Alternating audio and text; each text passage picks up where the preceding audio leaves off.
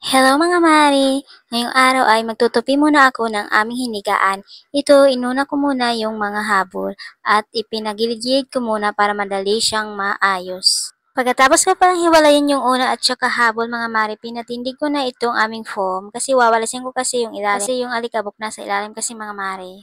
Ayaw ko talaga matulog mga mari kapag maraming alikabok kasi nangangati yung katawan ko. Kayo mga mari, lirit ba kayo niyan? Di ba? Lirit na lirit talaga kayo kasi talaga magandang matulog pag marami dumi sa ating foam at saka yung ating kama. So ayun na nga mga mari, malapit ko na pala matapos ang pagtupi ng aming habol mga mari.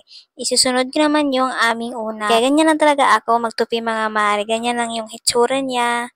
Kinabukasan nga ay nandito pala kami sa sala natulog kasi doon sa kwarto napakainit, hindi talaga kami makapahinga mga mari. Kaya ayan, kakagising ko lang at nagkape na agad ako. Ito naman si Chikiting, nag-cellphone muna. Napanood naman niya yung kanyang favorite na Cocomelon. Habang nagkakape nga ako niyan mga mari, dito naman kami sa aking duyan.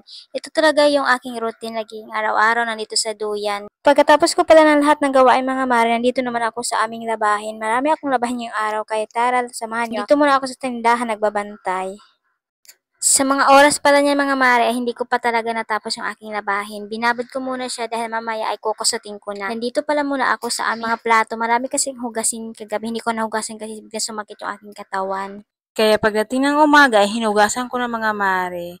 Kaya tingnan mo napakadami. Sa mga oras pala niya mga mare, napakainit talaga dito sa amin. Tingnan mo, kumikisat-kisat yung araw. Alam mo sa mga oras niyan, sobrang lakas ng electric fan, pero napakainit talaga. Nandito pala kami ngayon mga mare sa aming sala. Dito kami nakahiga. Kasi nga, pag nasa loob, sobrang init. Para ka talagang nasa impyerno, parang sinusunog. Naku lang. Hi mga mare, ito pala yung labadahin ko katapos ko lang niya. Kaya yun, nagpicture-picture muna, di ba? So ayan, malinis na talaga yung mga habol namin, hindi na mabaho. Kahit sobrang init nga mga mare. Ito naman si Chiquita hindi talaga nagpapatinag, tulog na tulog. Pero actually mga mare, kahit sobrang init sa labas, pero meron naman mga hangin na pumapasok, sobrang lakas. Ewan ko lang. O siya mga mare, hanggang dito na lang. Salamat sa panonood sa aking vlog. Sana hindi nyo ako pabayaan.